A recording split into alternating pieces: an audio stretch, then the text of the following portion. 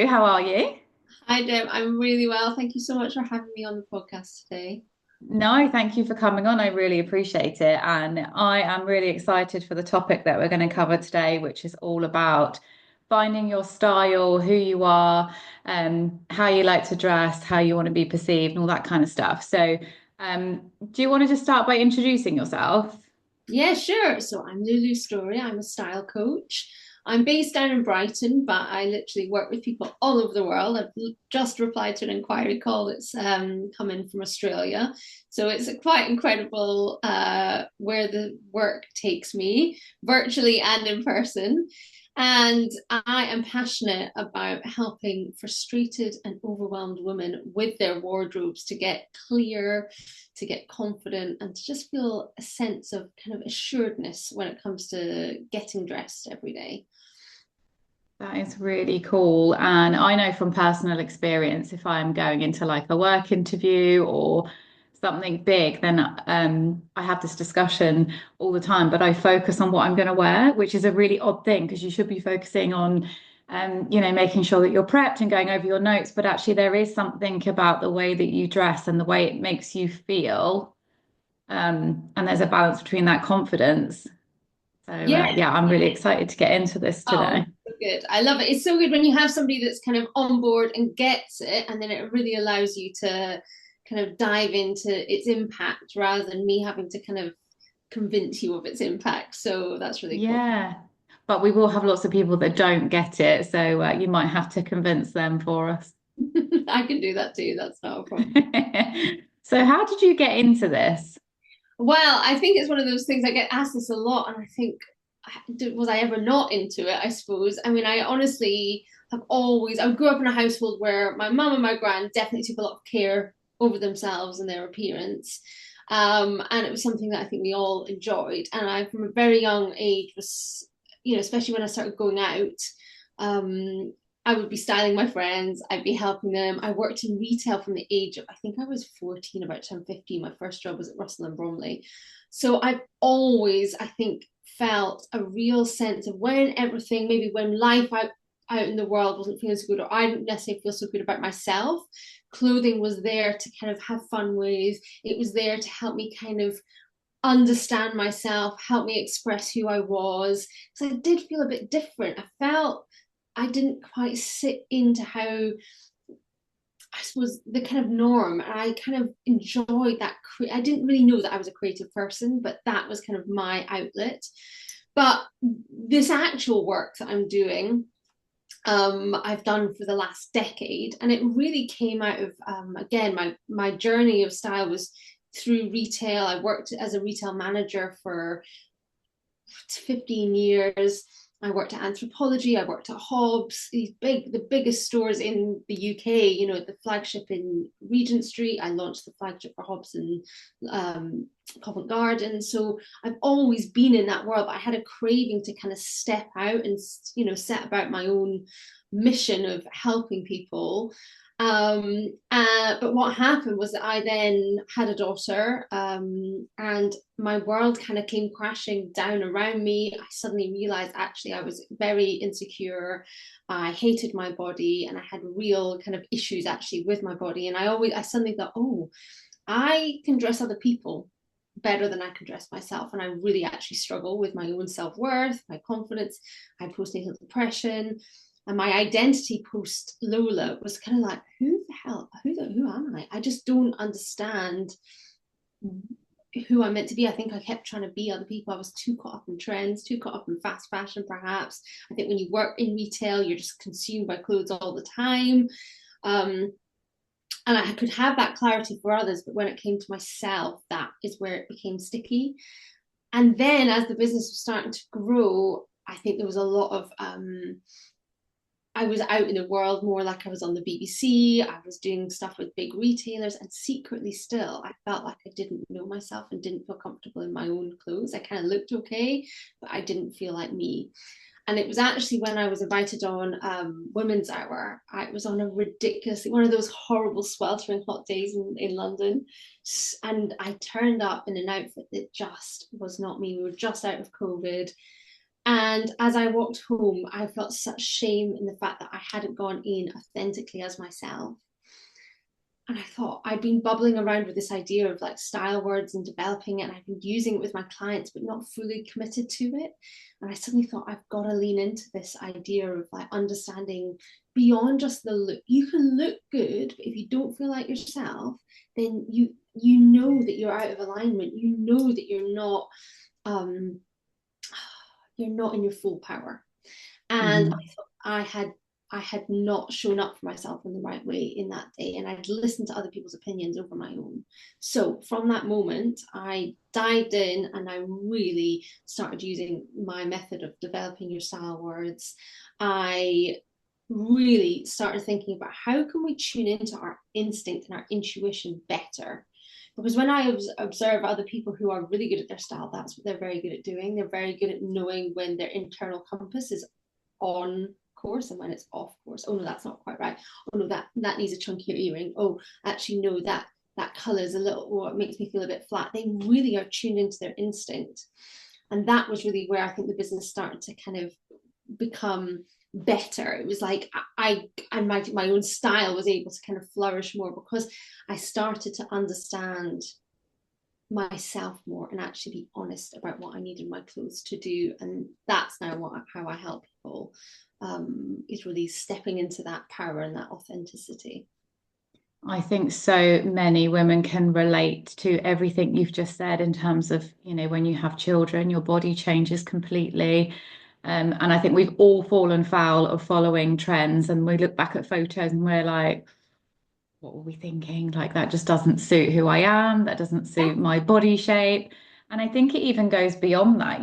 With women, we go through a monthly cycle and our bodies are so different Oh yeah. throughout that Yeah. cycle. So it's really important that actually you could put an outfit on one week and the next week you just feel so restrictive in it because it's just not where you are at that point. So the more that you know yourself and what your body needs at that time, the better you're going to feel. So I mean, that really resonates with me in particular. I think that And is I think great. and I think flattering isn't enough. And I also Yeah. have a issue with the word flattering because, I think when it's been said to me when I was younger, it often made me feel like, oh dear, that's not flattering. And that to me made me think, oh well, you're telling me I look fat, or I don't look, I don't look thin, because thin was the Mm, important thing. When it's flattering, therefore you look small, smaller. And I think part of it is, let's let go of, for me, I mean, for some people love the word flattering and they find it helpful, but I've always found it quite derogatory. And actually, by saying, well, what's the vibe we want?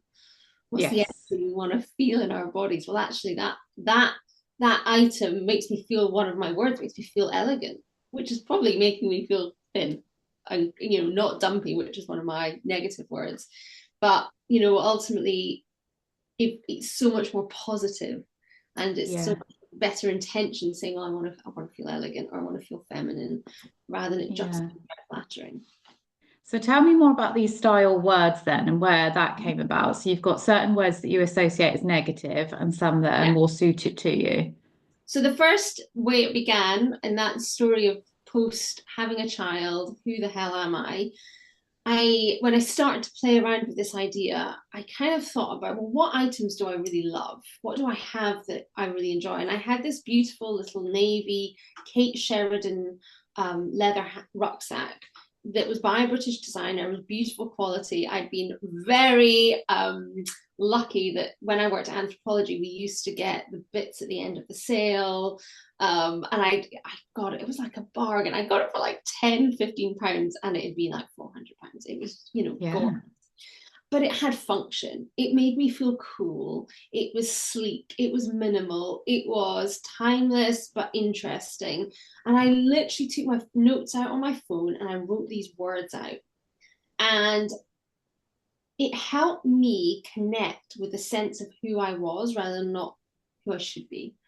Oh, this is what matters to me. This is what I like. And so just by writing down those words, it helped me to have an anchor in making stronger decisions when it came to dressing. And that was where it kind of began. then it kind of evolved because as I started to work with clients, especially some people who've got very difficult relationships with their bodies, maybe they've never had clothes that they like, asking someone to choose, an item that they love in their wardrobe was almost still too personal. So what I actually started to develop it in is starting to think about your home or even walking into an art gallery. What is it that you are drawn to? Because if you and I stepped into an art gallery, for instance, or we both stepped in somewhere like anthropology, or, we would both pick up different things. And it sounds so Hmm. obvious to say, but our understanding our personal taste, understanding our preferences is such a big part of having great style. People who have style confidence know what they don't like and they know what they like, and they can be very clear on it, and they have that, as I said, that instinct. So understanding and building that muscle of this is me and this is not is a big part of what I do with people. It's, again, I think this is why I'm a coach, not a stylist. I don't necessarily, I could put you in an outfit you look shot in, and then you are like, oh, this isn't me. So Mm. that's not me. I'm coaching you to know yourself better. I'm coaching Yeah. you to develop that knowing. And actually, when we take it away from stuff like clothing stuff and actually think about the objects we own, again, we can tap into something that is not, because often if you say to someone, what do you want your style to be? Oh, well, I just want to be confident. I just want to be stylish. I just want to be, it's very generic terms. Where when you take an object that you love, you start describing it in a different way. Oh, well, that's really bold. I like how organic the shape is. Or I like how, I like the symmetry. You start using language that you wouldn't use about yourself. And it really starts to open up doors for actually where you need to take your style. So that's where it began. And it's, I think it's such a fun process, understanding yourself better. And it really helps that clarity and confidence and the authenticity to come through when you get dressed. Yeah. Do you see a secondary benefit that people, when they go shopping, they're actually buying intentionally and they save money because they're not wasting it on Well, yeah, I mean, sporadic purchases? when I work with people, we don't very, very rarely do we ever do the shopping first. No. I work with someone for at least 3 to 4 weeks before we've even gone shopping. And the first steps are finding your objects, understanding that instinct. The second one is get into that wardrobe. So when you're developing your words, there's 3 questions that you have to answer. So you build up this like bank of style words. So you've described all your items.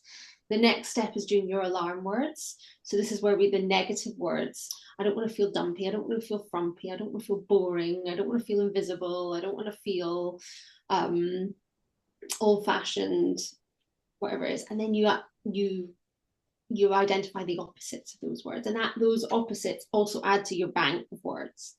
Once you've done that, you take those words and you group them into 3 families of words, so 3 similar energies.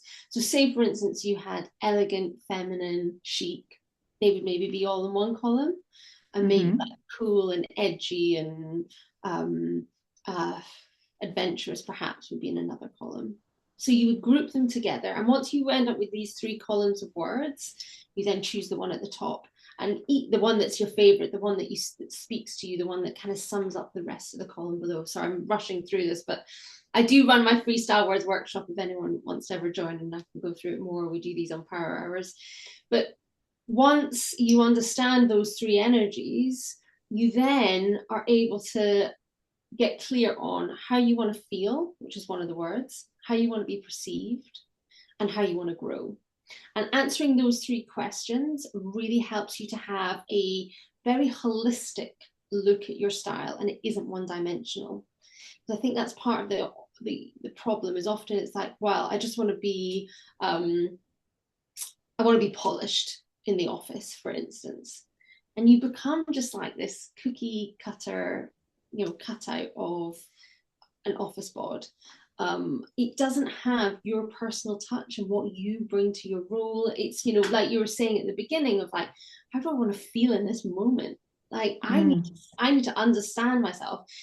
And once you understand yourself, you can then dive into your wardrobe and actually start building outfits that are interesting. We have got so many clothes lying in that wardrobe, unworn, Yeah, completely dormant. and they could really open things up for you if you just knew how to put all your words into one outfit. And if all your words are always in your outfits, you will always feel like yourself. And really taking that time to dive into the wardrobe first, get clear, clear out the noise. I mean, you suddenly, I work with so many people who say, I'm terrible at letting go of stuff. I'm just so bad. Once you know your words, it suddenly becomes so clear because you're like holding on to something and you're like, oh, these are my alarm words. Or this has only got one of my words. No wonder I'm having to make it work. It's so hard to work Yeah. in my wardrobe. And you let go of it with so much ease because you're like, why am I even bothering? It's just not me. And I've been holding on because maybe it's something that, I mean, a classic one is the, like a Burberry style trench. I cannot tell you how many women end up getting rid of one of those because Really? it suits so few people. You're probably one of the people that the color looks good. I do have, I love my Burberry trench. You probably look great in one. Your tone, your skin tone, and your hair color and your combination of your skin, hair, and eyes really would work well. But there's so few. Like on me, you know, awful, Yeah. awful. And also such a classic shape. Again, doesn't work for a lot of women. So Yeah, true. like this is something, and we're moving from that place of, oh, I see how I feel like I should own this, to a place of, actually, this isn't me. I need to get rid of it and step into something that is me and actually is all my words. So it saves you so much money on mistakes. You just have that clarity on whether to bring something in. And it also gives you that permission to let the stuff that's not working and clear the noise out of your wardrobe. Yeah, and also that would really help, particularly with online shopping, because it's really difficult to see clothes on a model. And then how many times do you order them and you get them and they look totally different. They look nothing like Yeah, it did in the image. And so you end up sending it all back. So actually, if you can know what looks good on you beforehand, you're less likely to waste. 100%. And that online thing. I mean, yesterday I was with a client, and she's a psychologist. She works up in Chelsea. She lives in Brighton, which is where I am. And we went shopping and we found some great things for her. And I was looking online at, she bought this lovely, like, kind of navy and white pinstripe, but in a kind of denim fabric waistcoat and trousers, and it looked amazing on her. I looked online, and the model looked awful in it, and I thought that is doing such a disservice. If Yeah, you wouldn't have ordered it. people had seen my client in it, they'd have been like, "It's incredible." And I think Yeah. that's sometimes the challenge, and a big part of, it's so difficult when we're short on time, but I cannot encourage enough, to re-engage with the art of mooching, to re-engage with getting into a shop and not putting pressure on to purchase, but really building up that instinct of like, this is me, this is not, these are the brands that work for me, this is not, have allowing serendipity to kind of step in at times. Once you've done that, kind of getting clear on who you are and what you want to say yes to, then allowing yourself, just walk away from the screen, like allowing yourself to step into a store and find things that speak to you. And when you're open to it, and when you know what you're saying yes to, stuff comes into your life, and it's a lot Mm. easier to find. When we're in frantic stress mode, you're not meeting it vibrationally at the right place. Yeah. So let's talk about perception a little bit more because I think everything we've spoken about so far is about knowing who you are, what suits you, what makes you feel good when you're in it. But there is something about perception, and particularly in the corporate world, I'm seeing a big shift in how individuals dress, and it's become a lot more casual. And I don't know if I'm just being old school, but I still have sort of a work wardrobe and a home wardrobe. And I wouldn't necessarily go into the office wearing something that I would wear at the weekend. But more and more I am seeing sort of like jeans and a baggy t-shirt and trainers. And then there are still people that are wearing suits and it just doesn't align. So do you still think there's a need for separate wardrobes or? It's a really good question. And I think that, pre-COVID, I was even working with clients who were coming to me saying there's been a casualization in my wardrobe, in the office. My wardrobe isn't aligned with that. How do I, I'm quite senior, but I want to, make sure that I am individual, but I'm separate from those that are junior in the office to me. How do I do that? And I was working with people, pre-COVID on that. Obviously, post-COVID, it has gone even more. And I think Yeah. understanding your sense of who you are is key. But what I would say to you is I do not think you need two separate wardrobes. I think what you probably need is maybe the odd item. So, for instance, when I'm up in London, when I'm going to events, I wear a lot of blazers. My Brighton life, I probably don't wear a lot of blazers, but everything else I'm wearing with that blazer, I probably do wear in my Brighton life. So my jeans, my great tailored trousers, I maybe wear more kind of shoes up in London rather than trainers here. But I would say the foundation of my wardrobe is the same from when I'm doing my talks to my life here. What's then changing around it is, am I putting on a stronger, piece of tailoring? Am I having more impact with the silhouette of my outfit? Am I maybe wearing a slightly smarter shoe? So I'm kind of wearing Brighton, I probably need to be a 6 out of 10 in smartness. When I go up to London, I need to be an 8 out of 10. I still don't want to be a 10 out of 10 because that's not me. I'm far more chill in my appearance, but I don't feel that I want to have two separate wardrobes because I really, for me, in the environment and my values, it's important to me that I get a lot of wear from my clothing and that I actually feel more like myself when I'm not going into a uniform. And I think what often happens is somebody gets caught up in having to step into this uniform and then they don't feel like themselves. But Mm. you do still need the psychology of clothes and the impact that putting on more work item has on you is really powerful.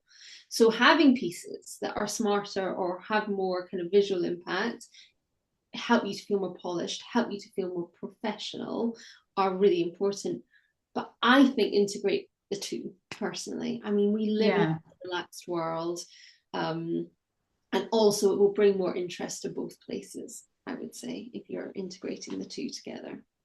Yeah, I agree with that. So where does the perception come in then? Well, I think the understanding how you would like is just as simple as asking yourself, how would you like somebody to describe you? Mm. In the workplace, what would you want somebody to say? She's, really got her stuff together.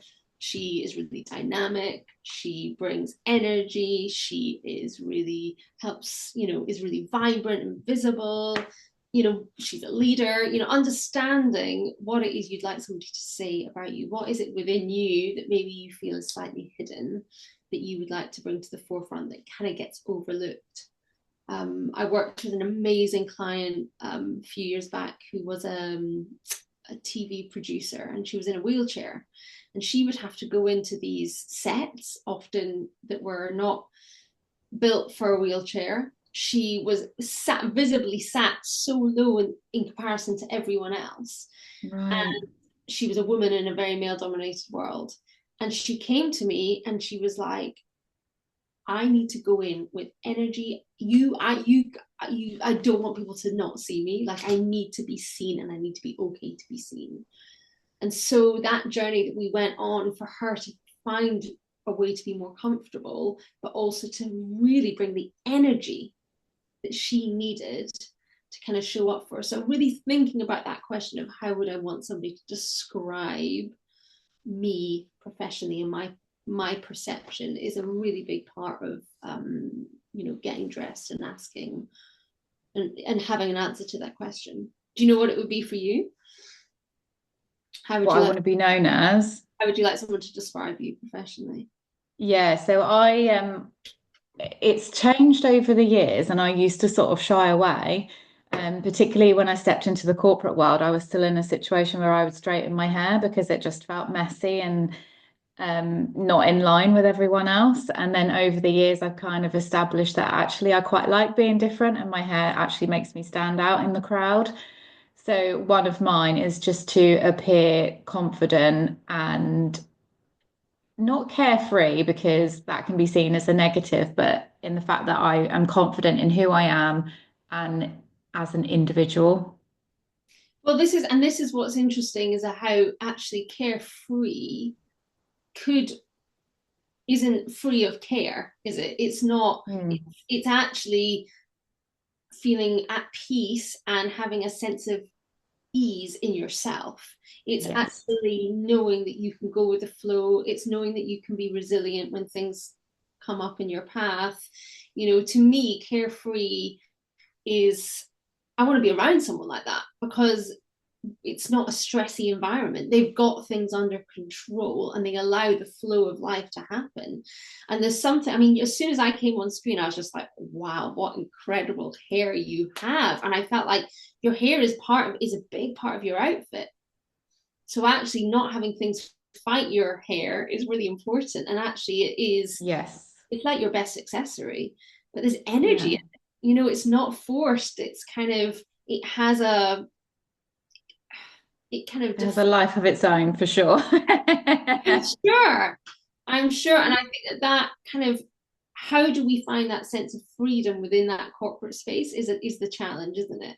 We have to Mm. kind of, you're restrained in so many ways in that environment. So, making sure that you have moments of defiance a little bit, Yeah. yeah, how do you want to, Yeah. I totally own who I am now, curls and all, which is oh, I cool. I love, like it. I can't imagine you with straight hair. I I mean, know. I know. Yeah.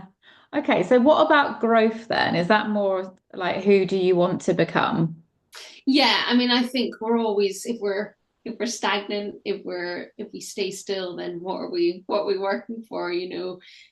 The women who I work with, especially, doesn't matter whether they're in the media world, the corporate world, whether they're new mums, I'm working with a lot of women actually at the moment who are in their 70s, and I think what defines them all is this kind of curiosity, this ambition for life, this kind of like, they're seekers, and we want to evolve our style and making sure that it stays doesn't we don't stay stagnant. So understanding, what we need to kind of, what's the bit that we're not so good at. Like, so a lady that I was working with, who I would say was probably in her mid to late 60s, was coming to the end of her working life as a retail recruiter, very successful. She was knowing that she was having to prepare herself for the next bit of the journey, which was actually going into kind of a more into retirement. And actually, interestingly, she came to me saying, lived in suits, my whole existence. Mm. How do I evolve? And actually, one of her words ended up being relaxed. And I would not describe her personality as relaxed at all. But it had a double effect of like, I can see that this is the part of me I need to get to know a bit more. And I haven't really explored that bit of me. But also just in the world that we live in, as you pointed out, people are going to work in like oversized t-shirts, and how do we bring in that little bit of more kind of a modern feel, a more relaxed feel? So rather than doing, with her, I worked a lot with, rather than doing the full suit, let's take the blazer, and let's find some great new jeans.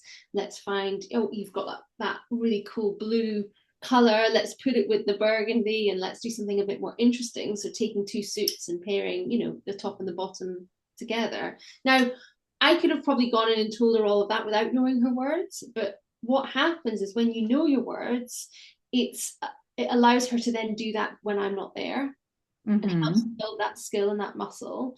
And also, it should be as a reminder of, oh yeah, this is, oh, didn't need to be uptight in that moment. I don't have to go back into my old ways. I'm evolving into like discovering that relaxed version. So my growth word is impact. And one of the reasons I reached out to you to kind of be on the podcast is I want to have more impact. I want to help more women to be visible. So that's my growth word at the moment, is like, And if I can feel myself becoming a bit, maybe I'm just busy at home, working away, and I think, oh, I'm not out in the world, I'm not being visible, I'm not getting myself out there, I'm not making the impact that I want. And so it's a visual reminder for me with my style and how I want to feel, but it's also one of like, oh yeah, no, this is the woman that I want to be. Because when I think about the icons and the people I look up to, that's what they're doing, and that's who I want to look back at and think, oh yeah, that's who I am, and that's what I did for the world. Absolutely love that. I think that is incredible and a good reminder because we are constantly evolving and growing as individuals. So, rightly so, the style needs to evolve with us. Yeah, and I think if you're in a corporate space, again, often that can be dictated to you. And whenever, I mean, I remember my days of retail management, and I would feel incredibly frustrated at times that I wasn't seen in the way that I thought I was. I didn't maybe get the recognition that I wanted to get. And I remember saying to myself, well, even if it's, I, I remember somebody coming in junior to me and got this promotion. And I remember thinking, well, I'm going to show you, and I'm actually going to show myself, more importantly, that I can go out and do it. So it allows us to feel that we have a bit of autonomy over our path and our lives. And, even if, like, say, for instance, one of somebody's word is like adventure. I mean, listen, you could put on the sexiest underwear. You could have like something a bit naughty and no one would know, but it's not about them seeing it. It's about you feeling Feeling it. and knowing that it doesn't matter, even if right now you don't feel like you're on the right path, or maybe you're not getting the recognition you deserve, you're still stepping up and you're showing it. So take the moment to really think of your wardrobe as this tool for life. And I could tell from the moment you were saying about how you use it, this, whatever somebody's wardrobe looks and feels like, is often a reflection of how they feel about themselves, the state of their lives, if they're feeling like they're in control, if they're feeling like they understand themselves, if they're feeling like they know where they're going or not. And really thinking this wardrobe is not just a functional thing, but as this tool to kind of have more authority over your life, and really helping you shape the future where you want to go. Yeah, I've heard that before about your wardrobe being like the inside of your mind. And mine is separated by sort of categories, but also in color. So it Yeah. goes like white into like the creams, the browns, then into the blacks and the grey. And I've just got this like systematic thing. And that's literally how I work as well. I'm very systematic and yeah, I've heard that before. I mean, your environment shapes your life, the way that you function. So, I mean, I am fully supportive of putting your wardrobe into color order. I think it depends on the size of your wardrobe. Sometimes you don't need to do the categories. You could even just have all hanging in color order. I think visually it makes the space so exciting and like inviting, and just makes you want to open those doors and think, right, what is it today? What are we going to wear today?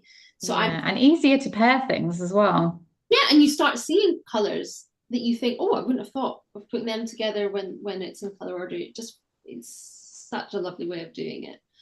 So I'm I love fully that. supportive of that. Thank you. Do you think that this would be helpful for men as well? I know your predominant client base is women, but men go through these struggles as well, don't they, as they evolve? 100%. And I think it's harder. They don't have the opportunity to express themselves. I mean, they get way more looks if they turned up in something a bit more unusual. So, yes, my mission is very much female focused, but I'm very fortunate. I do get to work with a lot of men and I really enjoy it. I think it's wonderful for them actually that there's been a casualization in the workplace, because I think it allows them to start bringing in a sense of who they are more, and really speaking to the kind of leader that they want to be. And I think if there is an opportunity for men to to redefine what masculinity is within the workplace, the clothing and leading with clothing is a really powerful place to begin that conversation without actually having to say anything. So yeah, I really enjoy. I've got a few men that I'm working with at the moment, and I think there's some really interesting men's brands out there as well at the moment Yeah, to work with. So yeah, I really enjoy that. good. Yeah. Okay, so give some advice to our listener. What's the one thing that they could start doing to understand their style and to think about their style words? What could they do? Well, let's go practical because what I love about the power of style is that you have to go and do it. It's not just the thinking. You actually have to go and do it. You have to go and get dressed. So I would say his first thing is open that wardrobe, and I want them to really identify the pieces that are like a hell yes. Like if I came into the wardrobe and I was like, nope, that doesn't, you shouldn't keep that, and they wanted to fight me over it. Like, what are the pieces in there that you're like, I know this is me. Get super clear on that first. Put that to one side. So a bit like I did the exercise with the bag, what is it you know 100% yes, and have that and separate it from the rest of the wardrobe. And then I think what you need to go and do is start working on your words. So first thing to do is identify your alarm words. What are the things you don't want to feel, and what's the opposite of that? And then go and describe an object. And even just by doing those two things, those activities, you will get this bank of words that you can start to organize, categorize it into your sections of like, okay, I can see that they're similar words, I can see that they're similar words, and you group them together, and then go and take it to the wardrobe. Okay, oh, I can see that that actually is a really elegant piece. Maybe I don't know how to style it very well, but I know it's elegant and I know I can see it's my words. I just need to build confidence in how to style it. And you can add it into the capsule. And when I work with someone, it's almost like we want to build the capsule within what they've already got first. Yes, yeah. Because there'll already be answers in there. And give yourself a bit of time on this is really important. I think so many people come to me and say, I just want effortless style, but it takes effort to have effortless style. So permission is the big message. I feel like the thing I probably have to fight the most within corporate women is that they know it's important, but they feel it's frivolous. That feminine, that embracing that kind of almost that feminine creative part of themselves is like something they've had to shut down. And that Mm. it's something that, well, why do men don't have to think about this, so why should I? Or, I just don't have time for this. But actually, we know the impact it has. So can you just give yourself permission to say, right, this Sunday, I'm going to put 45 minutes in the diary and just allow myself to stand in that wardrobe and go, okay, what is really working and what's not? Separate them out. And then let's start working on the what's not. Is it a styling issue? Is it a fit issue? Is it, is it a color issue? Like, what is it about those pieces? And then we can start kind of getting clear on how to use them better and what needs to go and what needs to be replaced, etc. Lovely, thank you.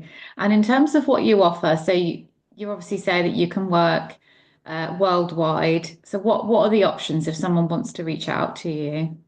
So the entry level thing that I do is a power hour, and that's where we get really clear on your style words, and then I help the client to show them how to start building outfits with the items they've already got using their words, and that's a really strong place to start.